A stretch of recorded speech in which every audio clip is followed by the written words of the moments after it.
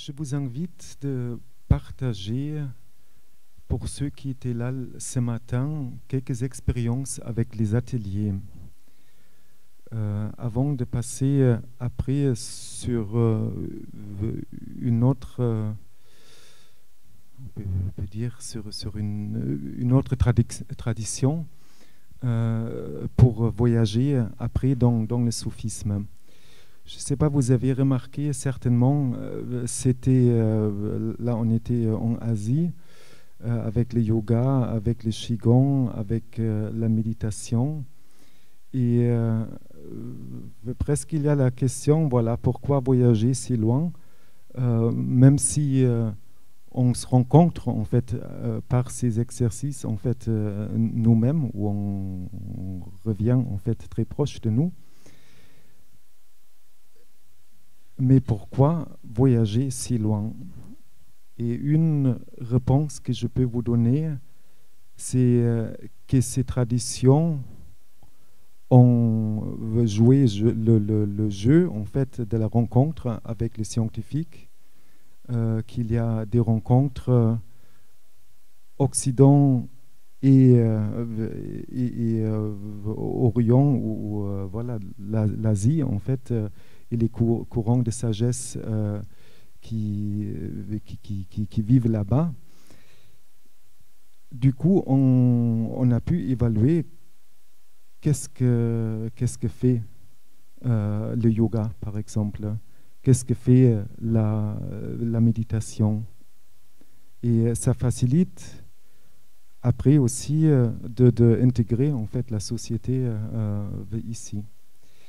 J'aimerais, pour ceux qui étaient dans le cours de qigong, est-ce que vous pourrez vous lever, s'il vous plaît?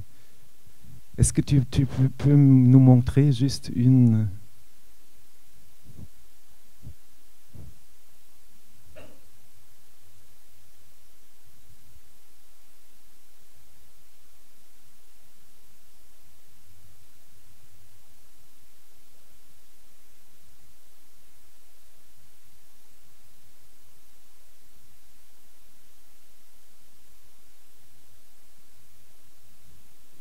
Je trouve que c'est une beauté incroyable.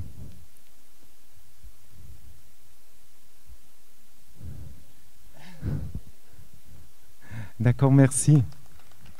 C'est une expérience de se recentrer sur soi et sur son corps pour moi, et sur les sensations de son corps, et arriver à se détacher des idées, à se détacher de l'intellect. Voilà, pour moi, c'est surtout ça, l'expérience de la pleine conscience. Faire un va-et-vient entre l'intellect et le corps, et ramener au corps. Et c'était une bonne rencontre avec le corps? C'est une bonne rencontre avec le corps, oui, c'est une bonne rencontre pour pas oublier le corps, surtout, pour se rappeler qu'il est là. Ouais. Donc, j'étais à l'atelier de yoga, c'était une première pour moi. Bon, il y a toute une sorte de yoga différent, et je m'attendais à quelque chose de beaucoup plus doux. Là, c'était très tonique, et notamment, c'est la respiration du feu, c'est cela? Voilà.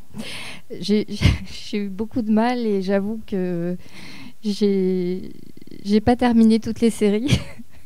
Et encore en mangeant tout à l'heure, je tremblais. Voilà, donc... C'est uniquement par manque d'habitude et par... voilà. Mais c'était en tout cas très intéressant, ça m'a fait beaucoup de bien. Et c'était justement pour purifier. Et je pense que c'est le cas. Voilà. Est-ce qu'il y avait d'autres personnes qui étaient dans d'autres ateliers?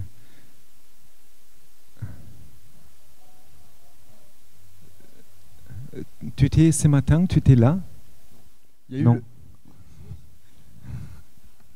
Un jour, j'étais avec une dame juive qui avait perdu toute sa famille dans un camp de concentration.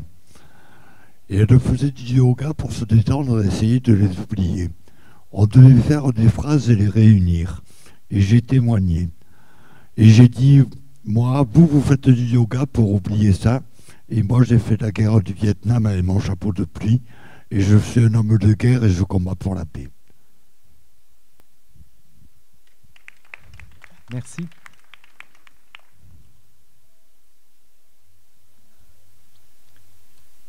On va accueillir aujourd'hui Jaïda Emadou, qui est psychologue et qui s'intéresse au soufisme et qui s'intéresse aussi à l'anthropologie.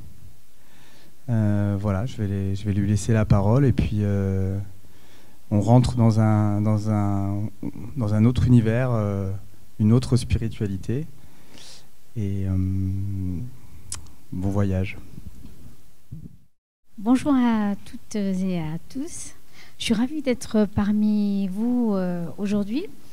Alors, j'ai envie de dire, que dire de moi, parce que c'est important d'être dans le partage, au-delà de ce que tu viens de dire, Vincent. Donc, je vous remercie, Vincent et Alain, et Ali, pardon, de m'avoir invité. Je m'appelle Alain, trop méchant.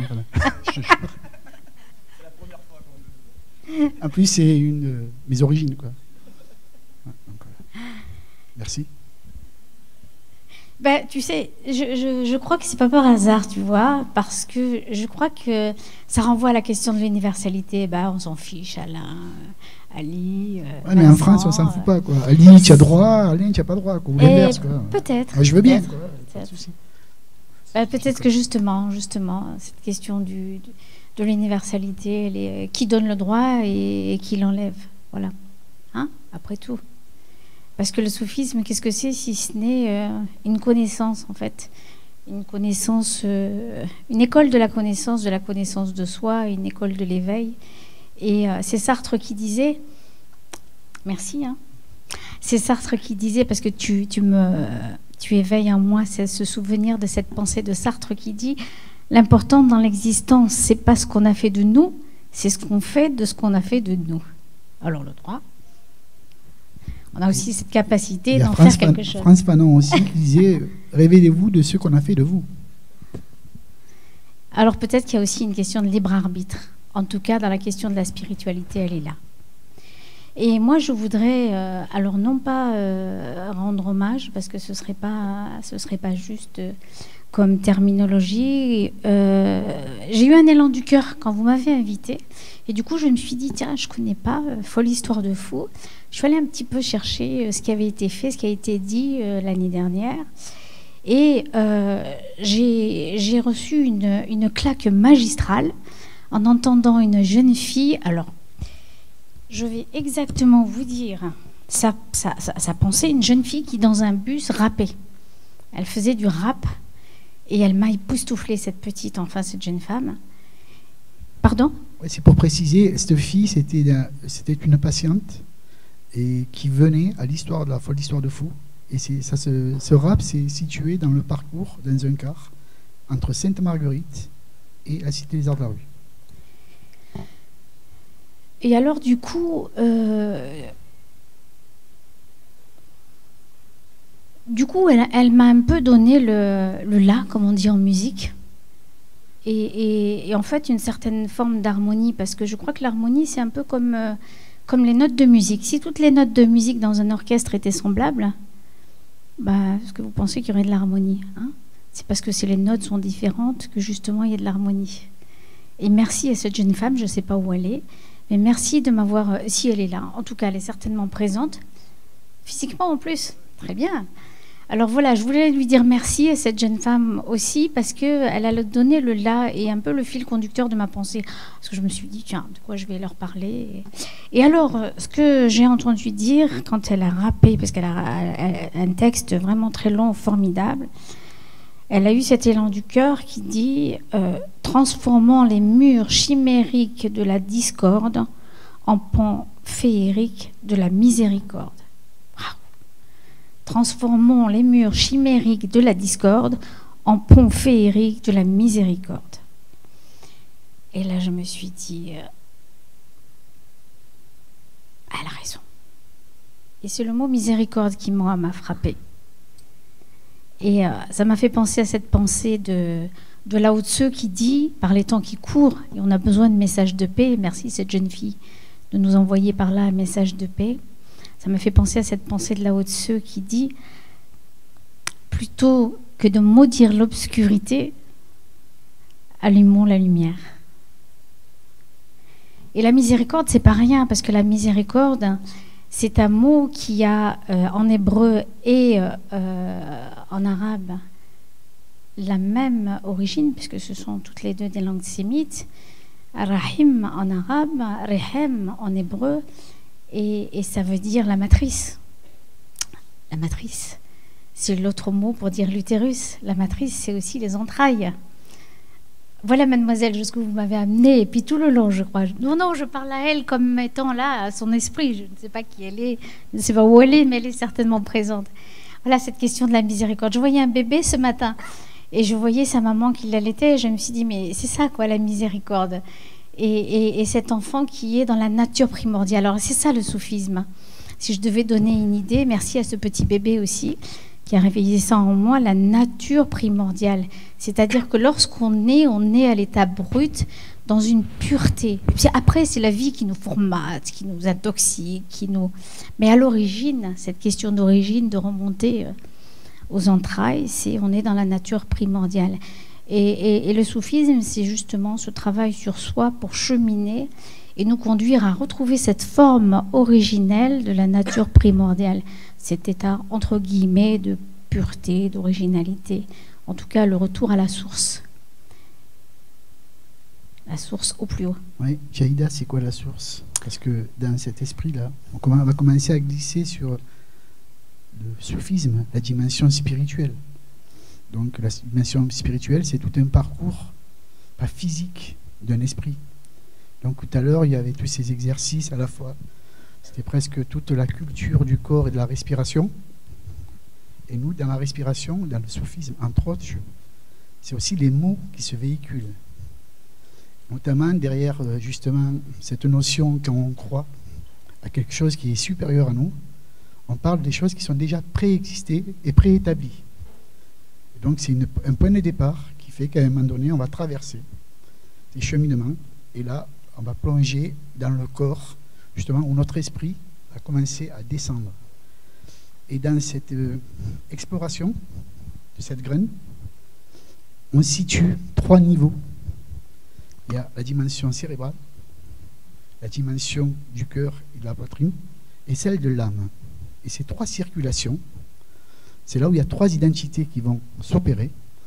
Et là, je te laisse continuer. Oh, je t'en prie, je t'en prie. Oui. Et donc, c'est l'invitation, justement, à comment retrouver l'être qui est à nous. Parce qu'elle nous invite à voir toutes les influences qu'on porte. Souvent, on croit qu'on est sage. Mais la sagesse, c'est autre chose. C'est tout ce qu'on emmagasine à nous. Et donc, quand on dit Bismillahirrahmanirrahim, c'est au nom de Dieu, le tout miséricordieux, le très miséricordieux. Donc, au nom du miséricordieux, c'est au nom du comment ça s'appelle, du lieu de passage. C'est chez les femmes. Je parle de l'utérus. L'utérus, c'est le symbole, puisque ça m'a échappé, du passage, de la transmission, de l'invisible au visible, de l'immatériel au matériel. Et là, dans ce canal qui va se jouer, c'est là où c'est intéressant, justement, on appelle ça un héritage qui nous dépasse. Qu'est-ce qu'on amène? Qu'est-ce qui va se mettre en éveil chez nous? Là où, justement, je vais commencer à tirer des fils, les uns après les autres, c'est justement toute cette richesse qui nous habite, là. Et cette spiritualité, c'est comme de la lessive, entre guillemets. On met des marques, un dash, un bonus, tout ça. Mais le contenu, souvent, c'est le même. La spiritualité, comme le soufi nous invite à l'approcher, c'est justement, on a vu ça, c'est tout un carrefour de la dimension universelle. Le soufisme, il vient naître aussi dans une région autour, c'est plutôt vers la Perse. Et là, c'était au Xe siècle aussi, et bien avant, au Xe siècle, l'ère chrétien. Là, il y avait un carrefour où les savants se rencontraient, il n'y avait pas de frontières. Et donc, il y avait des rencontres entre les bouddhistes, les zoroastriens, les hébreux, les chrétiens, les athées. La spiritualité, c'est ça qui est intéressant. On a tous des entrées. que ce soit par l'islam, que ce soit par une approche laïque, mais c'est des points de départ qui nous font cheminer en quittant dans l'idéal de soi pour être à l'autre. Alors là, tu dis beaucoup de choses très importantes sur lesquelles je vais essayer de rebondir. La question de la sagesse et la question, tu me parlais de la source, effectivement, moi ça me fait penser à l'histoire. Au fond, je repense encore à ce petit bébé en devenir et je pense, parce qu'on m'a demandé aussi de faire une articulation, si vous vous rappelez du titre, hein, entre spiritualité et soins, puisque je suis psychologue clinicienne. Et donc, je ne peux m'empêcher, par rapport à cette universalité, de penser à l'individu, à l'histoire singulière de chacun, à l'histoire de l'humanité et à l'histoire tout court. Et puis, je fais le lien aussi avec cette dénomination que j'ai vue, que j'ai trouvée aussi fabuleuse dans l'histoire de la folle histoire de fou. Je me suis dit, mais de quel côté se trouve, ou de quel côté du mur se trouve la folie? Quid? Moi, je suis originaire d'un endroit là-bas, de l'autre côté de la Méditerranée, mais ça renvoie aussi à l'universalité, où les contes sont omniprésents. Et donc, j'avais envie de vous dire, Ken Yamaken, Once Upon a Time, ou encore Il était une fois. Parce que Il était une fois scande le temps du récit. Et du coup, moi, quand j'étais petite, on me parlait de l'histoire de Tchaha, qui est connue. Oui, les Hébreux parlent de... Oshredin Najawad. Je ne sais pas si vous le connaissez. L'Ashredin Najawad. C'est le nom du Toto oriental. Oui, Nasreddin Hodja, où les Hébreux parlent de Shah, où il est connu en Asie, en Afrique. Et il représente... Alors, c'est un personnage mythique. Et il représente ce que la raison peut être à la folie, ou ce que la folie peut être à la raison. C'est-à-dire que le fou est tout sauf fou. C'est celui qui est le plus raisonnable et le plus porteur d'un message de sagesse, si tant est qu'on arrive à l'écouter et l'entendre. Et le fou, c'est celui qui est tout sauf fou, mais qui vient dire à l'autre, voilà, vous ne le voyez pas, mais je suis là pour vous dire qu'il y a quelque chose là que vous devez entendre. Et c'est lui qui le porte. Et du coup, j'ai envie de vous raconter une petite histoire, tant qu'à faire, de Tchaha. Vous êtes d'accord? Il faut dire oui. Ah, mais vous savez, en Afrique, les grands sages, les grands conteurs, alors j'aimerais vous associer à ça, quand ils racontent une histoire, ils demandent au public alors. Il y a la formule, c'est de Nasreddin Najawad, mais bon, d'habitude, elle ne se fait pas le jour. Elle se fait la nuit. Et dans la nuit, c'est l'ouverture des contes, c'est comme il était une fois. On dit Amashao et tout le monde dit Ao. C'est-à-dire le conte peut commencer et c'est une formule aussi initiatique à découvrir l'invisible. Alors justement, merci Ali, parce que je vais faire aussi l'articulation. Tu as vu dans mon pensée là, à partir un peu à l'invisible. Il n'y a pas que la femme qui détient le pouvoir. Alors justement, il y a aussi quelque chose de l'invisible dans ce conte-là, qui est encore une fois un conte universel. Et donc c'est l'histoire d'un roi, alors qui a à sa cour un sage, et tous les matins, le sage d'entre les sages est censé venir interpréter les rêves. On fait le lien avec hier, interpréter les rêves du roi. Et donc un matin, le roi se lève et dit au sage, tu sais, j'ai fait un mauvais rêve, j'ai fait un cauchemar. J'ai rêvé que je perdais une phalange. Et le sage de lui dire, mais tout est pour le mieux, mon roi. Il lui dit, comment, tu te fiches de moi? Moi, le roi, je perds une phalange et toi, tu viens me dire que tout est pour le mieux. Tu te moques de moi. Et qu'est-ce que fait le sage? Il répète au roi, il lui dit, mais tout est pour le mieux. Et le roi, effaré, lui dit, écoute, je te chasse de mon palais et tu es condamné à errer dans la forêt. Le roi va qu'à ses occupations. Le lendemain, il va en forêt. Et là, il perd réellement une phalange. Et un petit peu plus loin, il y a une tribu de sacrificateurs donc qu'il attache à un poteau pour le sacrifier à leur déesse. Et lui, il dit qu'il est le roi et qu'on ne peut pas le sacrifier.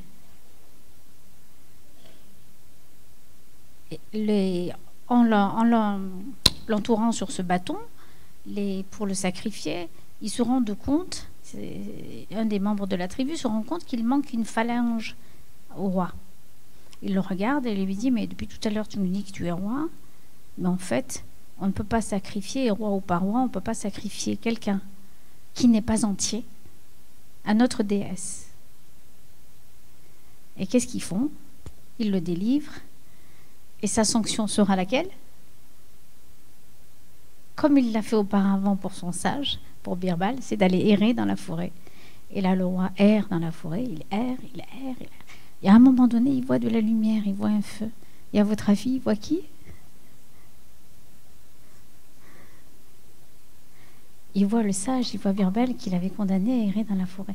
Et là, ils se font en excuse et il lui dit, mais je suis désolé, tu m'avais dit que mon rêve, c'était pour le mieux, que c'était de bon augure, et moi, je ne t'ai pas cru, je t'ai chassé. J'ai oublié de vous dire que le roi et le sage étaient inséparables. Partout où le roi va, le sage est avec lui. C'est son premier ministre à l'époque. Et donc... Et donc, il lui dit, ils se font encore en excuse, il dit, mais je ne comprends pas, je t'ai chassé et tu me dis que tout est pour le mieux. Puis à un moment donné, Birbal lui dit, mais écoutez, mon roi, moi qui suis toujours avec vous, si ce jour-là, j'avais été avec vous, c'est moi qu'on aurait sacrifié. Alors, tout est pour le mieux. Donc là, pour aussi être dans l'équilibre du partage de la femme et de l'homme, j'ai la même histoire entre le roi et le sage. On peut mettre cette métaphore en 2017 entre Hollande et Valls. Valls, ça va être le sage, d'accord? Et donc, c'est le sage qui prend tellement d'importance autour du royaume que le roi en devient jaloux, quoi. Il en devient jaloux et il décide de fomenter une ruse pour justement l'exclure et le tuer. Donc, il accuse de trahison. Et comme le sage était beaucoup aimé et connu, il ne pouvait pas le condamner à mort sans qu'il ait un espace public. Et donc là, il rassemble toute la population et dit, voilà, il m'a trahi, maintenant je vous laisse à vous juge de la peine qu'il doit recevoir. Et donc, comme le roi avait déjà tramé une ruse, il a mis dans une corbeille 2 papiers en disant, dans les papiers, c'était un tirage au sort, oui tu meurs, non tu meurs pas. Mais lui, il a mis 2 oui. Donc, forcément, il était condamné à mort. Et le sage, il connaissait un peu la manipulation, connaissait aussi cette stratégie, et il ne savait pas comment faire, quoi. Dans tous les cas, il va tirer, il va mourir. Et donc, en même temps de démontrer qu'il y a une formanterie derrière, c'est le condamner à mort aussi. Donc là, la grande sagesse de Nasreddin Hojawad, dit Jaha, quand on le présente devant le public, il dit « Merci, le roi est vraiment digne de son autorité. Je vais accomplir aussi son geste. Il me demande de tirer au sort ma destinée. Comme je sais qu'il a une grandeur d'âme et aussi une sainteté en lui, il tire au sort un papier.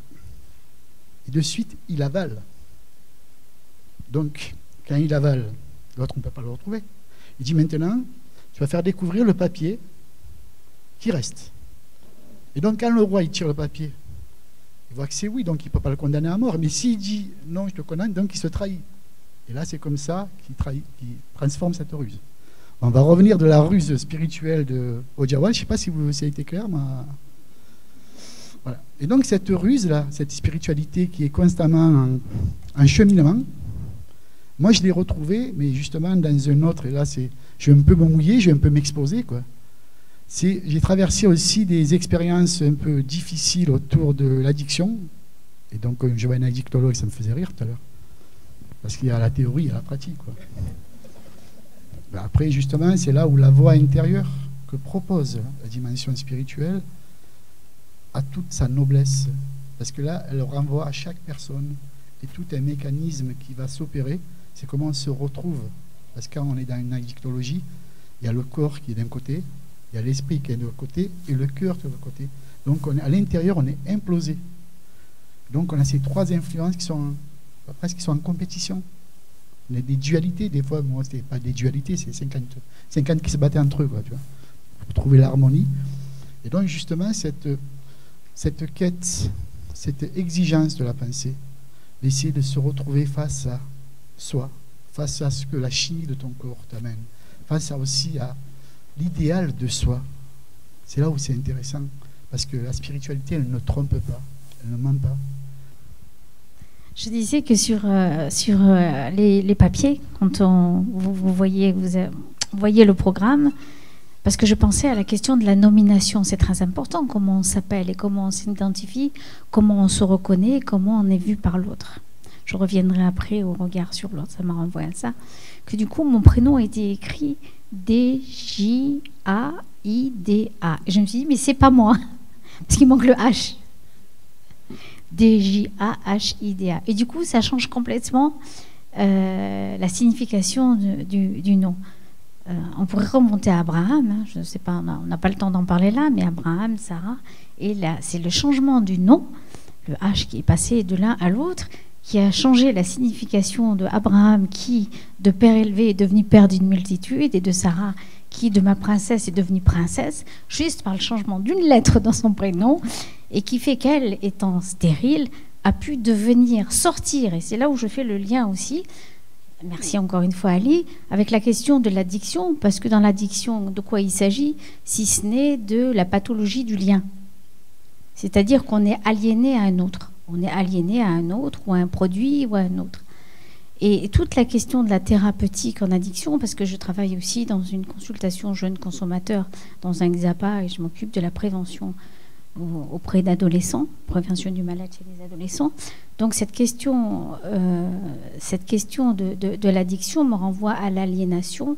Et du coup, quand je pense à cette question du nom, Abraham, Sarah, et comment, à un moment donné, je fais le lien avec le soin, puisqu'on m'avait invité aussi pour articuler entre spiritualité et soin, de l'importance de se délier, qu'à un moment donné, dans notre vie, il y a un nœud dont on n'a pas forcément conscience, et que parfois c'est le thérapeute qui nous permet, à un moment donné, non pas de le régler, mais de nous faire cheminer dans une prise de conscience de soi, comme peut le faire le guide spirituel, qu'on appelle en arabe le shir, mais qui est appelé de manière différente dans toutes les traditions spirituelles, il a un nom, qui permet non pas de dénouer la chose, mais de nous mettre dans un état d'éveil pour prendre conscience, et qu'à un moment donné, comme je disais hier, il y a un nœud qui se défait et qu'on peut déjà nommer l'impasse. Nommer l'impasse, c'est pas la régler, mais c'est déjà la dépasser parce que déjà on l'a nommée.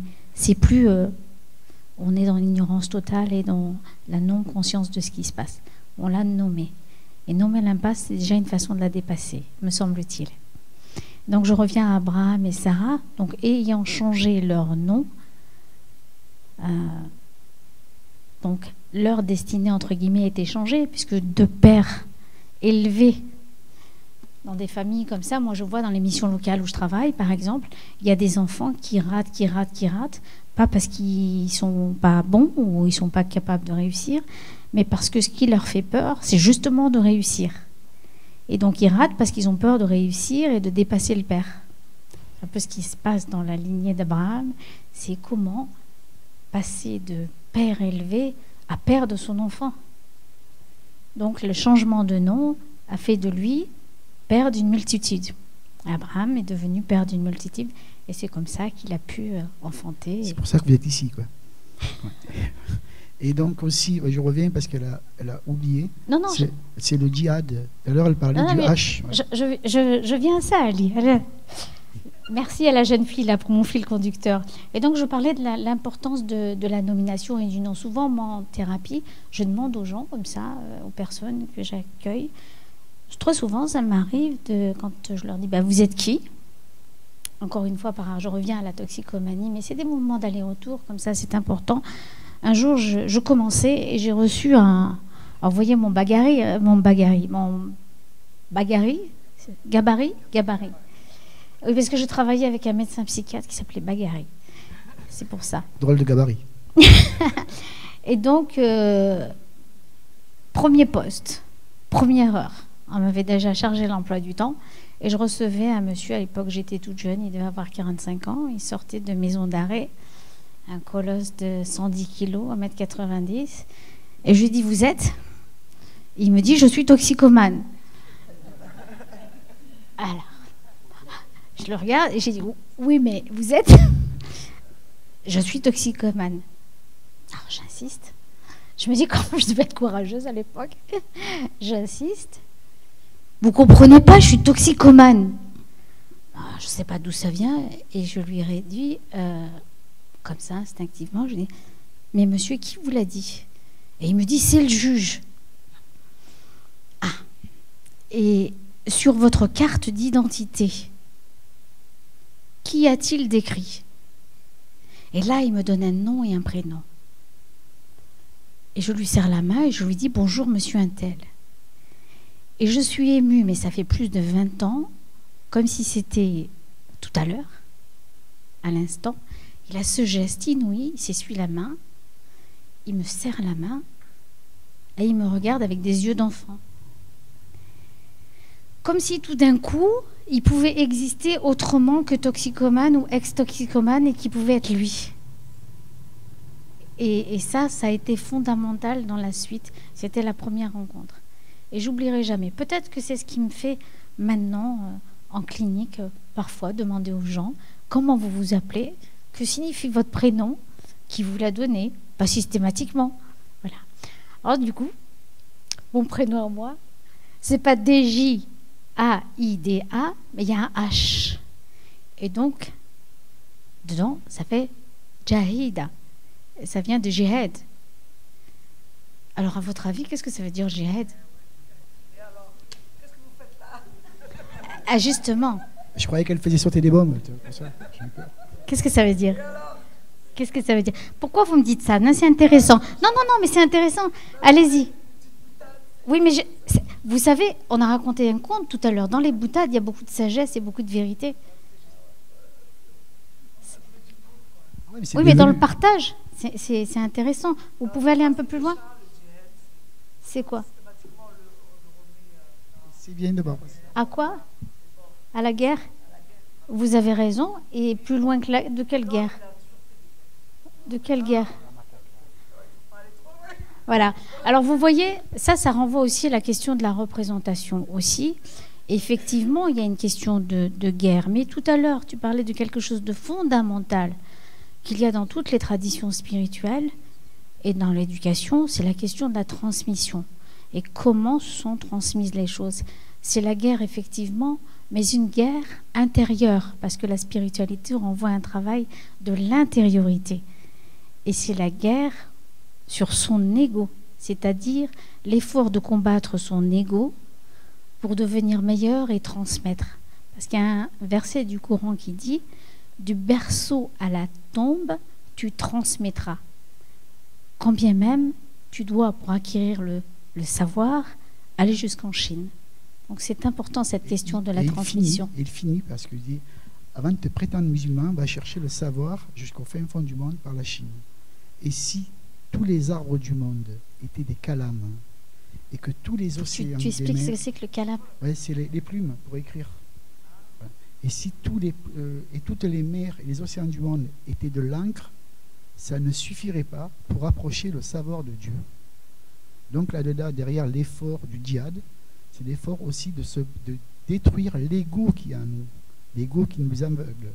Et derrière, quand on arrive justement à apprivoiser ou à s'en débarrasser, le vrai sentiment qui sort, qui nous dépasse, qui est commun, c'est l'amour. On partage que de l'amour. Donc c'est pour ça qu'à un moment donné, quand on voit le djihad, qui est le djihad Coca-Cola, qui est proposé en ce moment par des gens très inspirés par la bêtise, ça n'a rien à voir avec le djihad. Le djihad, c'est justement, ça renvoie à chacun de nous, à des départs, à des temporalités. Ça remonte à une quête de soi. C'est pour ça que nous, on est vraiment déjà dans l'abîme de voir ces abysses de bêtises se déferler au nom du djihad. Bon, le truc, on ne va pas trop s'étaler sur ça, parce que ce serait presque continuer à entretenir cette bêtise. Voilà. Et c'est de commencer à se déplacer, de voir justement qu'est-ce que le djihad nous amène à comprendre à nous. Parce qu'il y a un schéma, on a les schémas mentaux, on a l'ego, on a l'orgueil, on a la fierté, on a justement la convoitise. C'est tous ces esprits-là, ces additions qui vont qu'à un moment donné, on va se perdre. Et à la fin, on travaille sur des illusions. Et justement, la beauté justement du soufisme, ou toute approche spirituelle, parce que là, on rentre par le soufisme.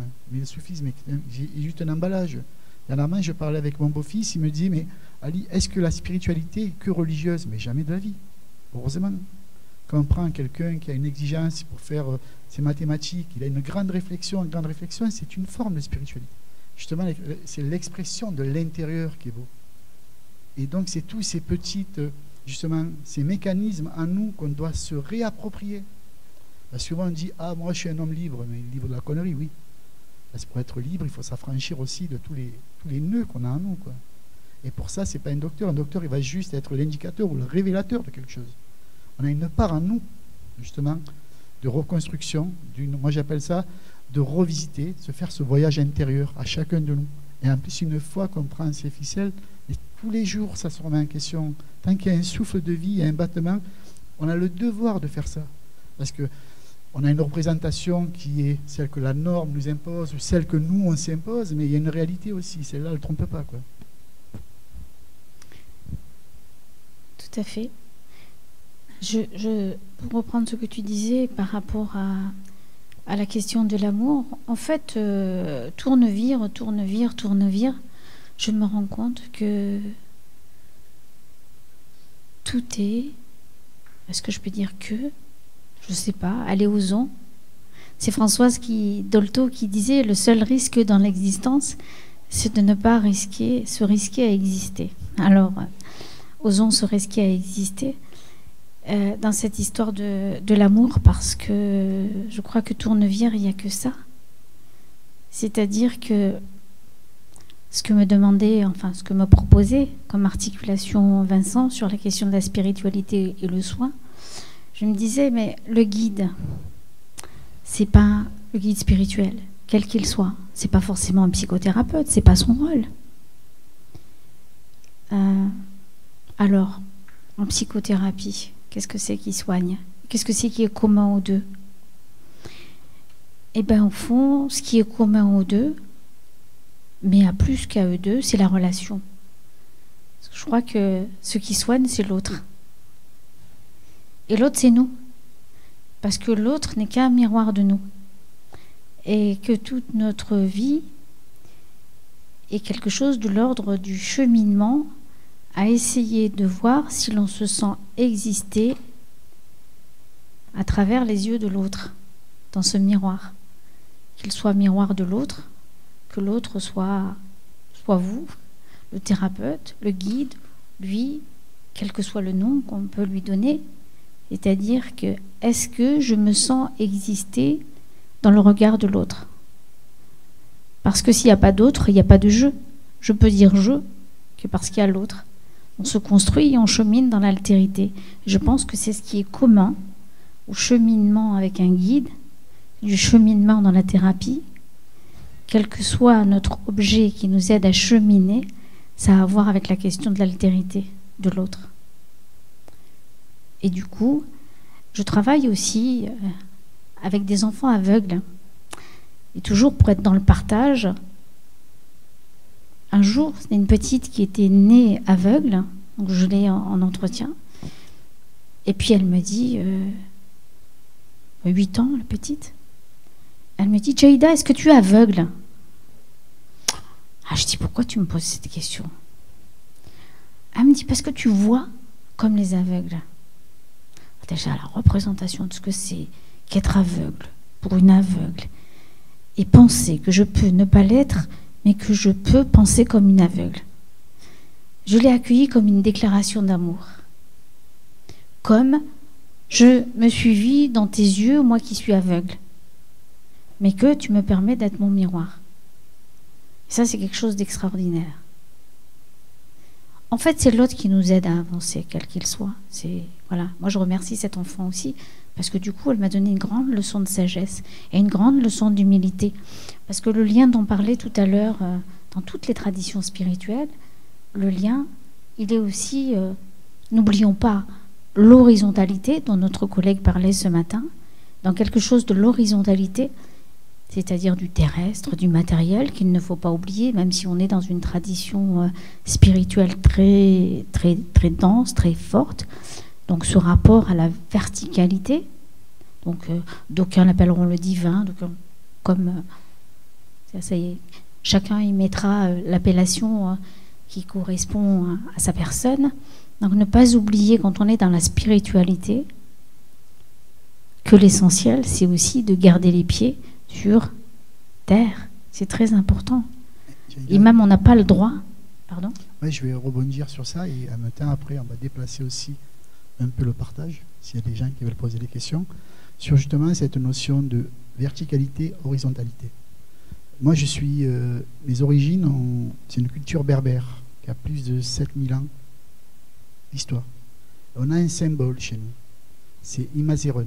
Imazeren, on est représenté par, en fait, une fourche en haut, une fourche en bas, cieux et terre, et l'homme qui est à l'entre-deux.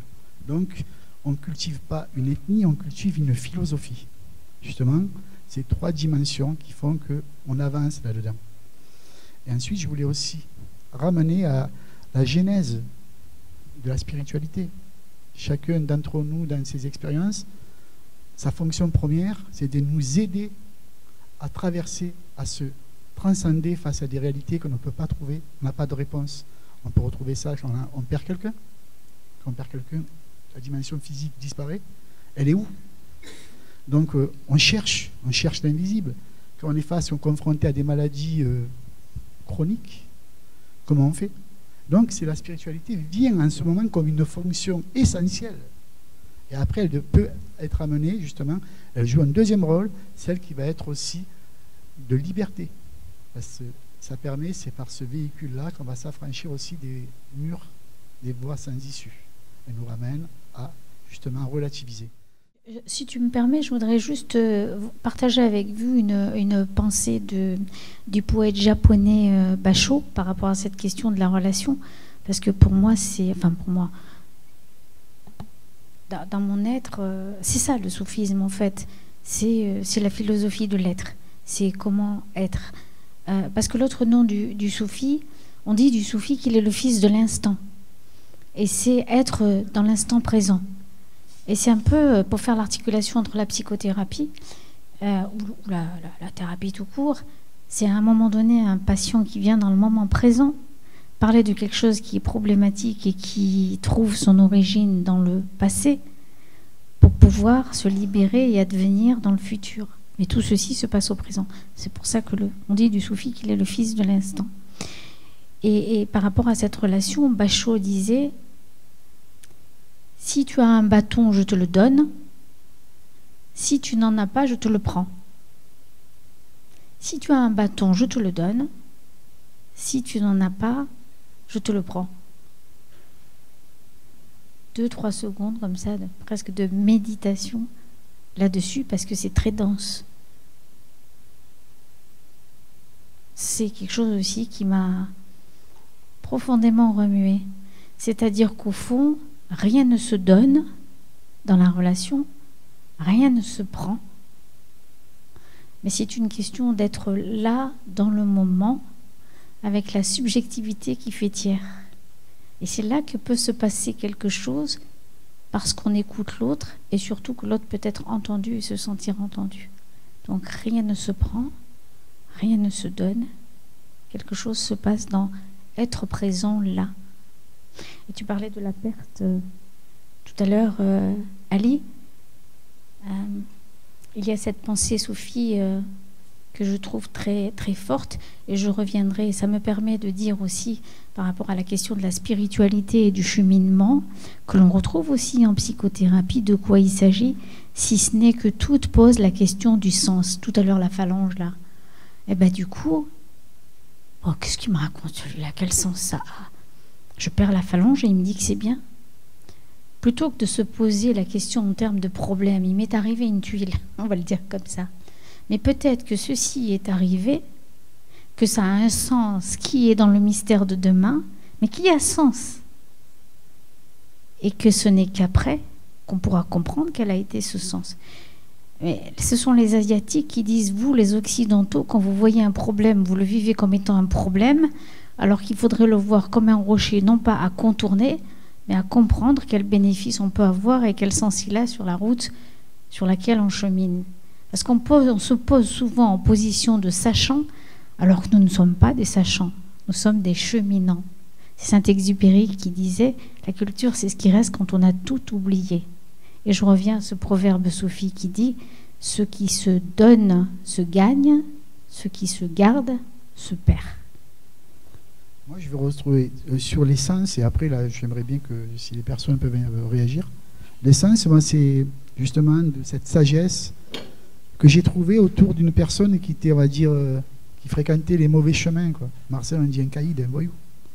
Et un jour, j'ai affaire à lui, parce que j'étais une petite frappe à l'époque. Et il me regarde, il me dit, tiens, tu as le regard qui fuit un peu partout. Et moi, je croyais être malin comme ça. Ouais. Pour moi, c'était signe d'agilité, de perspicacité. Il me dit, si tu vas pêcher toujours dans la même roche, t'étonne pas d'attraper toujours le même poisson. Et moi, je me dis, qu'est-ce qu'il m'a dit là? Et là, j'étais là, et après, toujours pareil, ça chemine, comme on dit. Je fais comme Fidel Castro, je réfléchis. Et là, je me dis, c'est vrai, si je vais chaque fois chercher la même dose, je serai toujours le même gars. J'ai décidé de quitter la roche, quoi. Et vraiment, j'ai trouvé la bonne vague.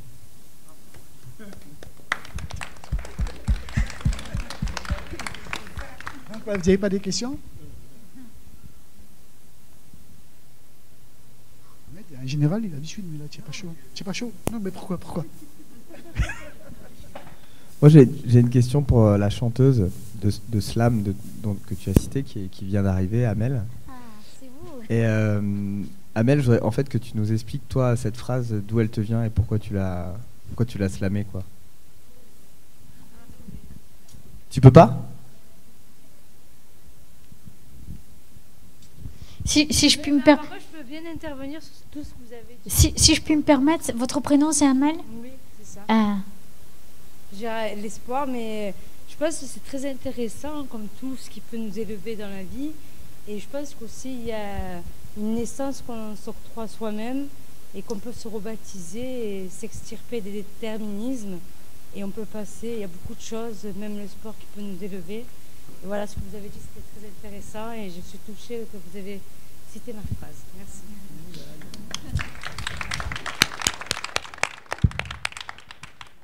Moi, si je suis toi, je demande des droits d'auteur. Hein, ça va pas, quoi, je te promets. Mais vous avez, merci encore, parce que vous voyez que c'est dans la rencontre avec l'autre hein, que justement il y a quelque chose qui se passe et qui fait que, ce que je disais tout à l'heure en échangeant avec les collègues, c'est-à-dire que dans le partage, quand on est ensemble, on peut entendre l'autre nous dire des choses qui réveillent en nous quelque chose. Et du coup, vous voyez, ça m'amène à parler du cercle. Parce qu'en fait, nous sommes citoyens de l'humanité plutôt que de se diviser. Prendre conscience qu'on est un cercle et que le divin ou la spiritualité, il y a quelque chose au centre et que nous sommes dans le cercle. Pourquoi le cercle? Parce que dans le cercle, chaque point du cercle est à égale distance du centre. Et qu'on n'est plus, quand on est dans la spiritualité ou dans les relations interpersonnelles, on n'a pas à l'être. Dans quelque chose d'une relation hiérarchique et pyramidale, je parle au niveau de l'affect, hein, de l'esprit, de la spiritualité, du rapport à soi-même, sortir du pyramidal pour être dans cette idée de cercle. C'est-à-dire que dans le cercle, chaque point du cercle est à égale distance du centre. Et vous avez utilisé un terme, mademoiselle, c'est celui d'élévation, que je n'ai pas utilisé, mais qui est essentiel. C'est s'élever.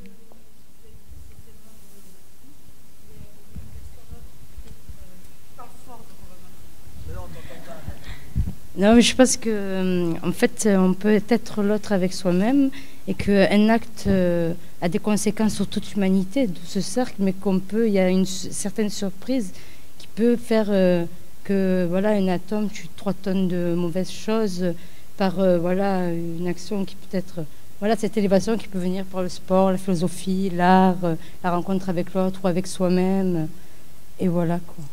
Voilà. Quelle richesse. Non, mais vous avez, c'est vous qu'il faut remercier. Moi, je suis pour rien. Je suis pour rien. parlais de guide spirituel.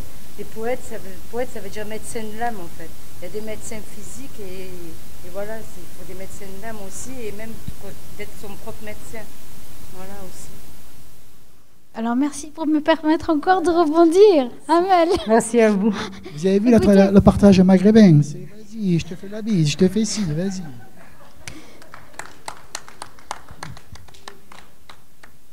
Ali, c'est du partage universel. Qu'est-ce qu'il me raconte? Non, mais c'est ça les Arabes. Tu leur donnes ça, ils veulent tout, l'univers entier, quoi. Ils veulent. Oui, mais tout le monde. Ce qui me semble essentiel, on peut sourire, mais c'est aussi se protéger de peut-être de plus d'émergence d'émotions. Alors du coup, on sourit, ça remet un petit peu d'équilibre parce qu'on doit continuer à échanger, voilà, peut-être sur un autre mode que celui de rentrer dans l'intimité de l'autre. Et ce que je trouve important dans ce que vous dites, c'est la question de la poésie. Parce que la poésie et les grands auteurs, les grands poètes soufis comme Ibn Arabi, comme Jalaluddin Rumi. Jalaluddin Rumi disait j'ai cherché Dieu, je me suis trouvé. Je me suis cherché, j'ai trouvé Dieu. À méditer. La poésie, chez les mystiques soufis, ce n'est pas une poésie composée et élaborée. On avait cet échange tout à l'heure aussi avec un camarade. C'est une poésie qui est inspirée. L'inspiration. Et quand je vous ai écouté rapper, je me suis dit, mais... Excusez-moi. Ce sont mes termes à moi. Voilà. Je me suis dit, mais...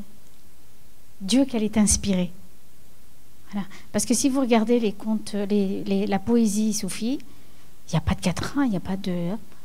C'est juste, entre guillemets, de l'inspiration. Et ce sont que des poésies en lien avec l'amour. L'amour du divin. Mais quand on dit amour du divin, on dit amour pour soi. Parce qu'en nous, il y a du divin. Ce n'est pas forcément le lien avec la théologie, puisqu'on est dans la spiritualité. C'est le divin qui est en nous. Et c'est pour ça qu'on a, et dans cette articulation entre la thérapie et la spiritualité, pour arriver à cheminer et à être de plus en plus dans une certaine forme d'épanouissement, à être dans le respect de soi-même. Ça, c'est très difficile, parce que quand on arrive à être dans le respect de soi-même, il n'y a pas de lézard, hein, on est respectueux des autres. Ça commence déjà par un travail sur soi. Et si on est respectueux de soi, on ne peut pas se tromper. On ne peut pas heurter l'autre. Donc, moi, je continue, là, puisqu'on a encore 5 minutes, c'est ça, Vincent? 4. Donc, je vais faire 3, comme ça. Côté, nous, on est tellement généreux, il est tellement radin. Donc, vous voyez le cadre un peu dans lequel on se trouve. Donc, c'est pour dire que tout le soufisme aussi, il est aussi symbolisé par la danse des derwiches tourneurs. Donc, aussi, c'est toujours aussi le point de gravité. Et le sama qui va avec, c'est-à-dire le chant. Non, ça va de pair. Et derrière aussi... Un orchestre soufi, tout à l'heure, c'est important juste de faire le lien, c'est aussi de la musique spirituelle. Pardon, Ali. Donc après, il y a cette spiritualité aussi idéalisée, parce que pas beaucoup, c'est ceux les initiés qui peuvent faire ça. Après, comment aussi on peut transposer cette spiritualité dans un univers urbain aussi, dans le quotidien? C'est là où c'est intéressant. Ça ne vous quitte jamais. C'est toujours une quête de soi-même, toujours une exigence. C'est un garde-fou. Parce qu'on est tellement distrait par le quotidien. Et là, moi, ça me ramène sur cette poésie, quand on parle de poésie, parce qu'à l'époque, là, aujourd'hui, les scientifiques sont à l'apogée, sont les références du temps contemporain. Mais à l'époque, les éclaireurs, au Xe siècle, c'était les poètes. Les poètes étaient aussi les transmetteurs. Et comme on me dit le premier, tu deviendras dernier. Donc les poètes qui étaient premiers, aujourd'hui, sont derniers, sont ringardisés. Mais qu'est-ce qu'ils disent? Qu'est-ce qu'ils disent de cette poésie? C'est là où c'est intéressant. C'est pour une fois, il y a un souffle qui sort de nous, de l'intérieur, il faut le prendre pour ce qu'il est, quoi. Et c'est ce qu'il y a de beau, quoi. Peut-être conclure, mais justement par une poésie. Savez-vous que chez les Inuits, il y a 60 mots pour dire la neige? Et pourquoi, selon vous, il y a 60 mots pour dire la neige? Chaque flocon est différent. Hein? Parce que la neige, c'est leur élément vital, et en fonction qu'elle est poudreuse, qu'elle est glacée, qu'elle est ci, qu'elle est ça, qu'elle est... Il y a 60 mots pour dire la neige, parce que ça fait partie de... allez, on va dire de leur... c'est quelque chose de vital, de leur être profond. En arabe, il y a 60 mots pour dire l'amour. Wow, on va se convertir tout ça. En arabe, il y a 60 mots pour dire l'amour. Et cette question de la spiritualité, de la thérapie, moi je retiendrai ce mot amour. Hein, Amel, vous m'avez fait penser en parlant de poésie. Et par les temps courts aussi, je voudrais partager avec vous ce poème de Ibn Arabi. Si vous tapez sur Internet, vous le retrouvez, ça s'appelle Poème de l'amour. Ibn Arabi, c'est un grand philosophe savant, mathématicien. On dit que c'est aussi le maître de Averroès et aussi de Maïmonide. C'est pour ça que j'en parle, c'est pas un dealer de shit. Hein. Eh oui, parce que nous n'oublions pas que si nous sommes citoyens, nous sommes tous frères et sœurs en humanité. Et ça renvoie à Deviens qui tu es de Nietzsche, ou encore en hébreu Lech Lecha. C'est important. En passant...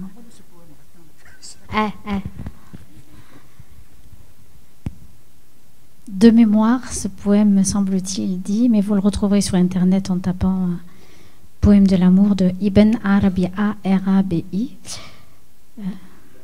Mon cœur est devenu apte à accueillir toute forme. Il est pâturage pour les gazelles.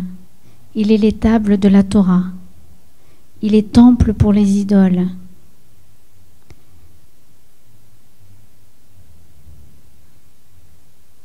Quel que soit le chemin qu'on en prend le tour, l'amour est ma religion et ma foi. La religion que je professe est celle de l'amour. L'amour est ma religion et ma foi. Vous tirez ça sur les 7 stations de la compréhension. Et il finit, il y a une belle phrase aussi, il dit « L'olivier est un arbre qui n'est ni d'Orient, ni d'Occident.